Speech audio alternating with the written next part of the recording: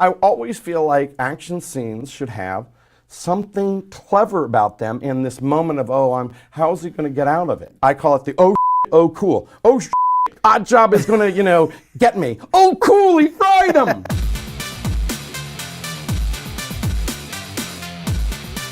I did like, 17,000 drawings to animate Shoot 'em Up. Mm-hmm.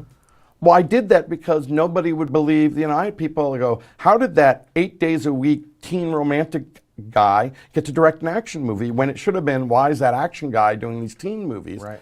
I did all that work to prove myself. I got to have this meeting, and I put in my trailer of all the, and people had never seen this, hand-drawn animation, and that's exactly the way I pictured it in the script, and they flipped out. And I saw in the meeting Don had written on his yellow pad to his partner, Rick Benatar. He slid it over to him, I'm like, what is Don saying, right? And then afterwards, the meeting had gone very well, and then he showed me, and he said, it said on the pad, who knew? Meaning, who knew Michael was going to be so great in the room? And I'm like, you, Don, I'm awesome. You just haven't spent enough time with me if you sat with me. Right. When you have a go movie, you're a overnight success after 15 years. I had this small moment where I got to see what it was like to be like a playa, right? It was only a small moment. At least I got to experience. They're saying, hey, will you give Russell Crowe a reading period? Give him a week. Everybody was like coming at me. Working with the A-list talent was just great. I was very fortunate that Clive, Paul, and Monica, they loved the movie, they loved the project. Clive told everybody it was the best time he ever had on a movie. I always found in most action movies there was like one bit that I go, that was reason to go see that movie. Right. And the rest of it was filler. It's like a car chase, drive, drive, drive, screeching tires, drive, drive, drive, or I always used to say in a gunfight, it's shoot, muzzle flash, and then duck back, and someone else, muzzle flash. And this that goes on for like 30, 40 seconds, and nothing, they're all the same, right? And nothing significant. It's like the foreplay, but there's no, finish. Studio execs say, Michael, you'd be great for this movie, but all your movies have, even Shoot 'em Up, have a slight indie feel, like you can feel your voice in it, but we don't want that. Yeah, take that Michael Davis thing out of it. We want it to be just a movie. Normal. And at the end of the day, sometimes that's what you want. Sometimes you want just the normal hamburger, but sometimes you want like umami burger or whatever. There's something more. Right. It doesn't have to be realistic. You look at these early Spielberg films, we always end up talking about Spielberg. Sure. The storytelling with the camera is so amazing and so unique. Yes. But in his career, he was criticized for having too much style, and he's even, I think, said, I'm going to be a little bit more like my friend Sidney Pollack, where it's going to be a performance and story, and they're not going to feel my presence as much.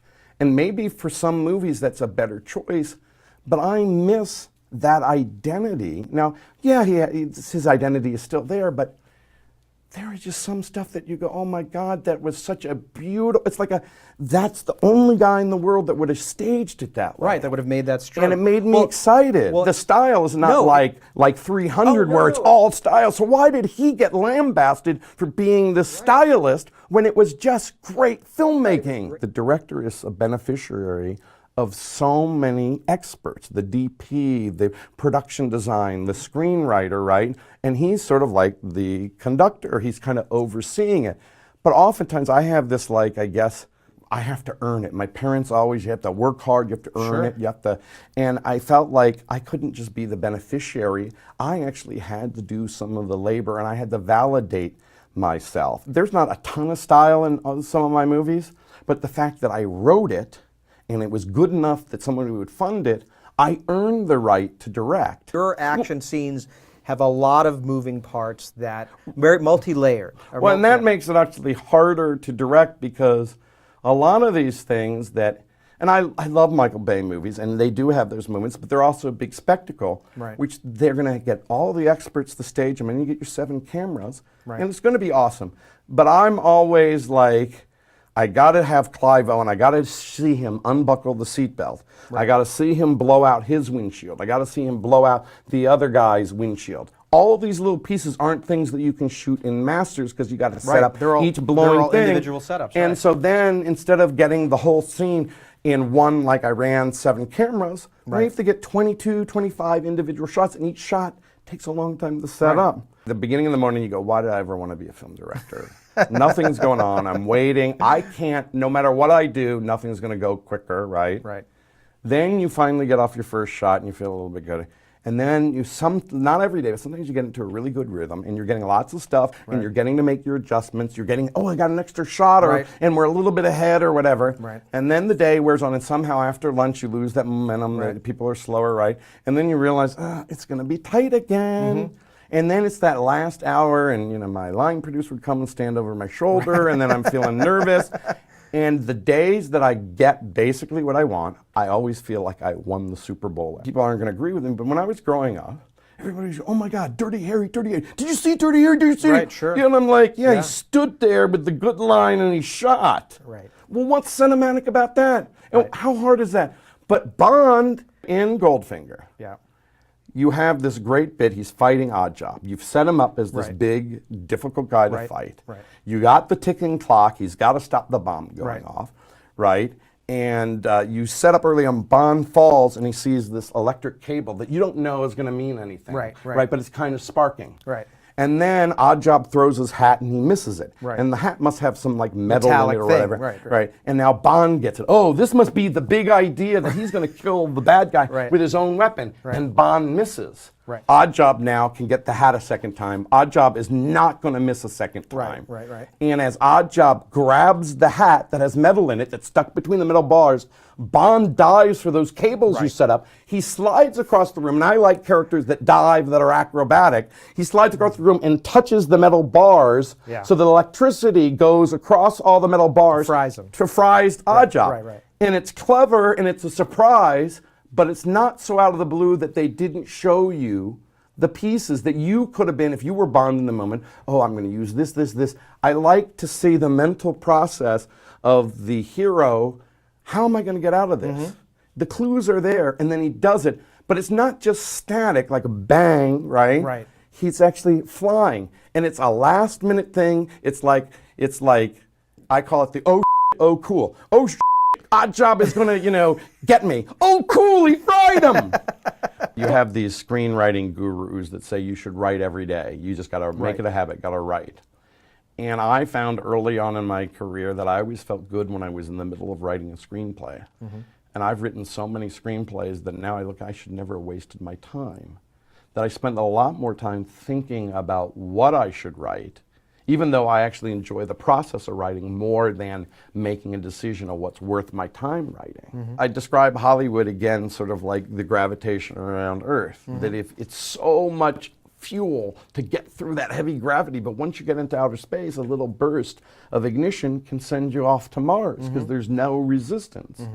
If you get to the point where you break through all the gravity and you've had a couple of hits and you're bona fide and people, you're so wanted, it's a lot easier. You walk in and go, I'm going to direct this pilot this week, even though I'm prepping my movie that's in 3 months, and I'm going to produce this movie for my friend, and I got my next movie lined up, and you can actually handle it all because it's actually less harder. You walk into a room and there's less battles because people listen to you. You don't have to convince them with actual good ideas. The fact that you say that we're going to do this, it must be a good idea, and you do less prep, and you only then turn it on when you need to. Right. If it were easy, maybe we wouldn't want to do it. Maybe that's why it's so much fun. I mean, there is this sort of brinksmanship, it's a chess match, it's creative, it's everything, it's human nature. Yeah. And then when you finally see this movie that's a document of wow, and hopefully you like it, that it's going to live forever. Right. Movies have a life beyond that, and you have to remember that that's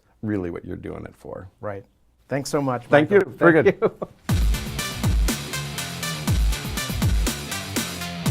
Go!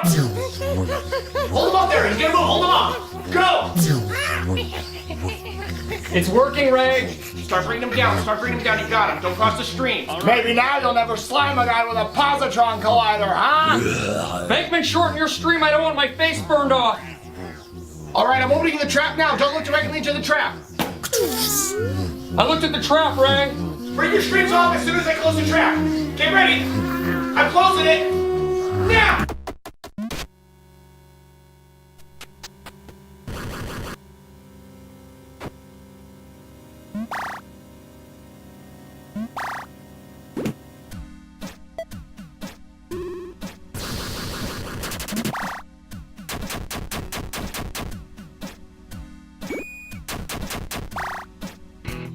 Nora, did you hear about Breaking Bad?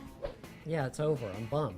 Yeah, no, apparently Katzenberg is at MIPCOM in France right now talking to the creators of Breaking Bad about offering them $75 million to create 3 additional episodes. That's insane.